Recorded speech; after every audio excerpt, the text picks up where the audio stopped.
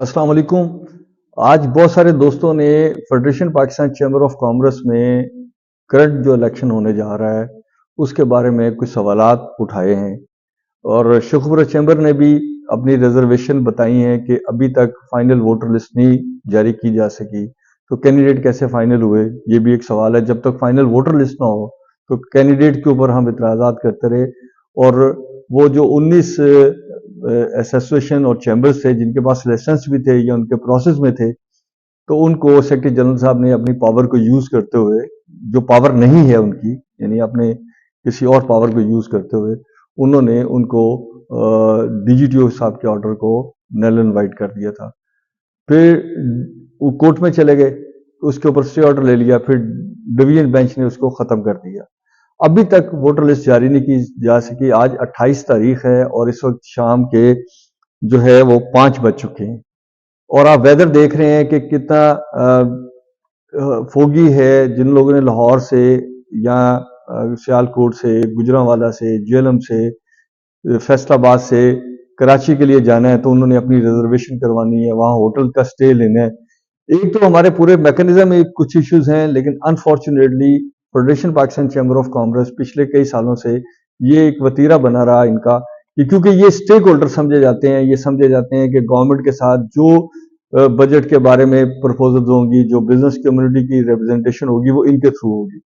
Unfortunately ये कई महाजों पे फेल हुए, इसीलिए पाकिस्तान बिजनेस काउंसिल बनी, इसीलिए दूसरी ऑर्गेनाइजेशन ने इसको टेक ओवर किया कि इनकी इनपुट रिसर्च बेस्ड नहीं है, इनके ऊपर लोगों का इतमाद कम है। लेकिन क्योंकि by the law, by the constitution of Pakistan, जो 2013 का एक्ट है उसके मुताबिक federation Pakistan chamber of commerce जो है वो तमाम chambers, women chambers, small chambers और एसोसिएशन को रिप्रेजेंट करती है, जिसकी वो मेंबरशिप फीस भी लेती है हमसे। वो आज उसका हालात ये हैं कि अभी तक किसी को नहीं पता कि फाइनल वोटर लिस्ट क्या है। तो उसके ऊपर हमने भी एतराज भी किया है और डीजीटी साहब से भी ये गुजारिश की है कि इस चीजों को नोटिस लें। अगर आप समझते हैं कि मुल्क के अंदर आप एक लिस्ट जारी नहीं कर सकते जो आप सालों से 2050 से ऑनवर्ड करते जा रहे हैं, तो क्या आप समझते हैं कि पूरे मुल्क के इलेक्शंस पे इस तरह की चीजें असरअंदाज नहीं होंगी? लोगों का ट्रस्ट बढ़ेगा, इन्वेस्टर आएगा या लोकल इन्वेस्टर ही भाग जाएगा? तो ये चीजें हमें जहन में रखनी चाहिए कि पाकिस्तान में जो मालाफाइडीज हैं ये डिजाइंड हैं, इनके लिए लकूने रखे गए हैं कि जो इनके शेल्टर में जाके काम करेगा उसको वो शेल्टर दे देते हैं, दूसरे को एंगेज कर देते हैं। और क्योंकि सारी नेशनलाइज इकोनॉमी है तो उसके अंदर डेफिनेटली वही बंदा राज करेगा जो आंखों का तारा होगा।